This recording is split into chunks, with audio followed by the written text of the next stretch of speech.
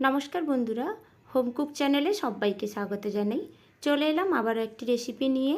আজকে আমি ক্যাপসিকাম আর আলু দিয়ে দারুণ স্বাদের একটি রেসিপি তৈরি করে দেখাবো, যেটা ভাত, রুটি, পরোটা সব কিছুর সাথে অসম্ভব স্বাদের লাগে খেতে বন্ধুরা।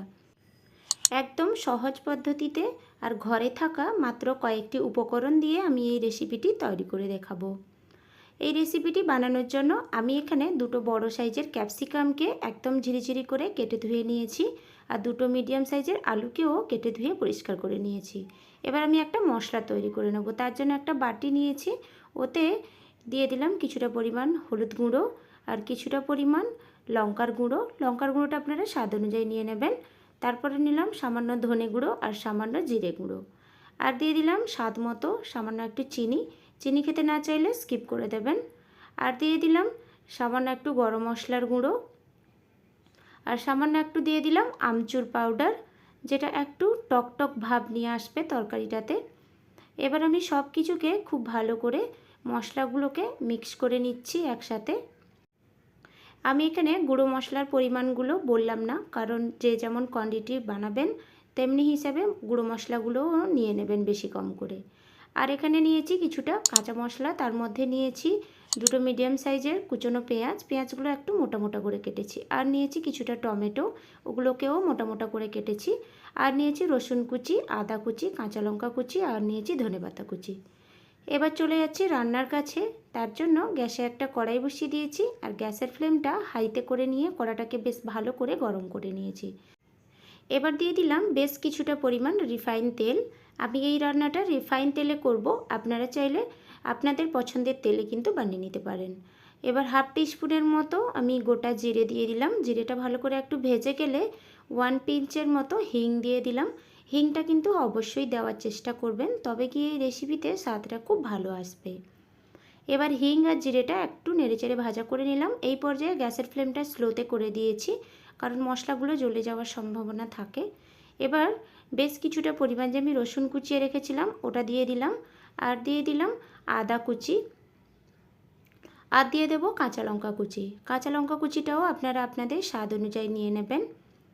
একটু ঝাল ঝাল খেতে চাইলে তাহলে কাঁচা লঙ্কা কুচিটা একটু বেশি দিয়ে নেবেন। এবার সমস্ত কিছুকে আমি নেড়ে চেড়ে প্রায় 1 মিনিটের মতো একটু ভাজা ভাজা করে নেব। এই পর্যায়ে গ্যাসের ফ্লেমটা আমি স্লো টু মিডিয়ামে রেখেছি। এবার কাঁচা লঙ্কা, আদা, রসুন সব কিছুটা ভালোভাবে ভাজা হয়ে গেছে। এবার মোটা মোটা করে যে পেঁয়াজগুলো আমি কুচিয়ে রেখেছিলাম ওগুলো দিয়ে দিলাম। এবার পেঁয়াজটা দিয়ে আমি আবারও সামান্য একটু নেড়ে চেড়ে ভাজা ভাজা করে নেব। পেঁয়াজগুলোকে বেশি ভাজার দরকার নেই, সামান্য একটু ভেজে নেব, কারণ এই তরকারিতে পেঁয়াজগুলো একটু কাঁচা কাঁচা থাকলে ফ্লেভারটা খুব ভালো আসে, আর খেতেও কিন্তু খুব ভালো লাগবে। পেঁয়াজটাকেও হালকা একটু নেড়েচেড়ে ভাজা করে নিয়েছি। এবার আমি যে কেটে ধুয়ে পরিষ্কার করে রেখেছিলাম আলুগুলো, ওগুলো আমি দিয়ে দিলাম। ক্যাপসিকামটা আমি একটু পরে দেব, প্রথমে আলুটা দিয়ে দিলাম। এবার আলুটা দিয়ে পেঁয়াজের সাথে আমি 2 মিনিটের মতো নেড়েচেড়ে একটু ভাজা ভাজা করে নিচ্ছি। আলুর সাথে পেঁয়াজটাকে হালকা একটু নেড়েচেড়ে ভাজা করে নিলে আলুর মধ্যে পেঁয়াজের ফ্লেভারটা প্রবেশ করে যাবে, আর খেতে কিন্তু অপূর্ব স্বাদের লাগবে। আর দিয়ে দিলাম স্বাদ মতো একটু লবণ। লবণটা দিয়ে আবারও আমি কিছুক্ষণ নেড়েচেড়ে একটু মিক্স করে নিলাম। লবণটা দিয়ে খুব ভালো করে মিক্স করে নিয়েছি। এবার আমি ঢাকনা দিয়ে প্রায় 2 মিনিটের মতো লো ফ্লেমে রেখে দেব।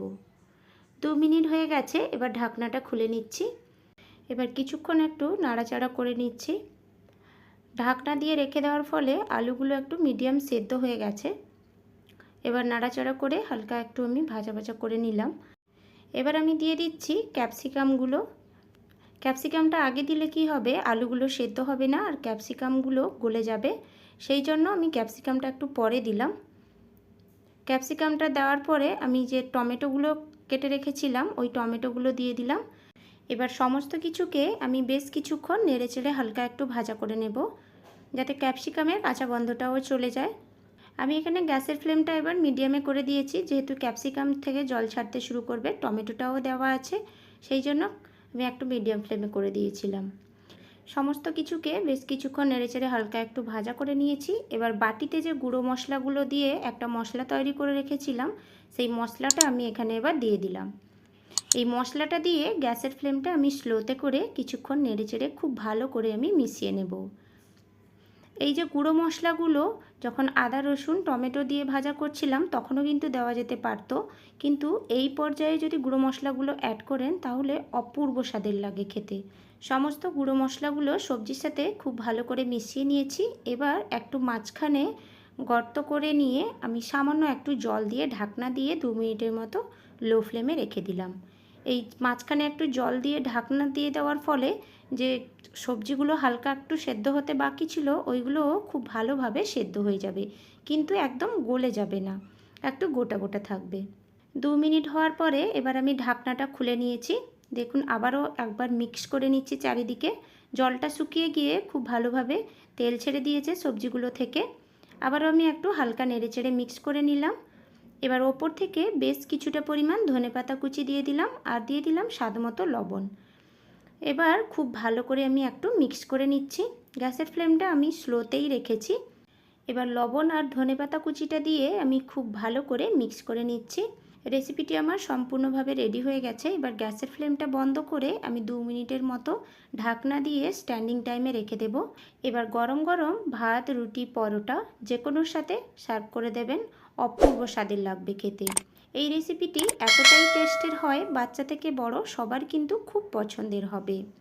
তবে বন্ধুরা, আজকে আমার এই রেসিপিটি কেমন লেগেছে কমেন্ট করে আমাকে অবশ্যই জানাবেন।